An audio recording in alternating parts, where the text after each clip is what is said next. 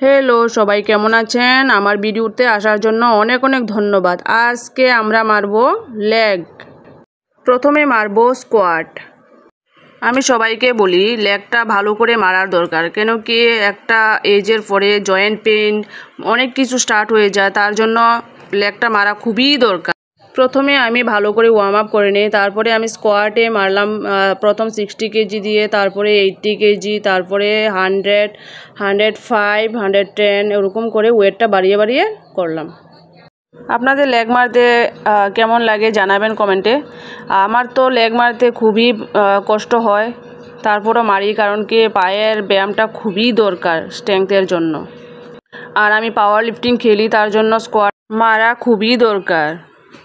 আমার আবার খেলা আসছে আর 24 ডেজ বাকি, তাই এখন একটু ভালো করে প্র্যাকটিস করছি। আগের খেলাতে 100 কেজি মেরেছিলাম, এখন আশীর্বাদ করবেন কি আমি 110 কেজি দিয়ে স্কোয়াটটা মারতে পারি। এখন মারবো আমি লেগ প্রেস।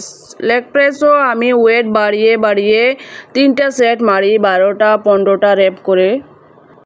আমি প্রত্যেকটা মানুষকে বলবো নিজের খেয়ালটা নিজে রাখা খুবই দরকার, কারণ কি একটা এজের পরে যখন আমরা অসুস্থ হয়ে পড়ি, বিছনাতে থাকি, তখন কে কতদিন দেখবে, তখন মনে হবে যে কেন আমি নিজের জন্য 1 ঘন্টা দিলাম না আর নিজে শরীরটা সুস্থ রাখলাম না।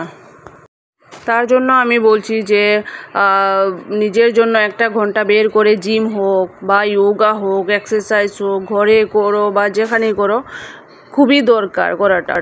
আমি নতুন তো, তার জন্য কোনো ভুল হলে মাফ করে দেবেন আর আমাকে সাপোর্ট করবেন। Thank you.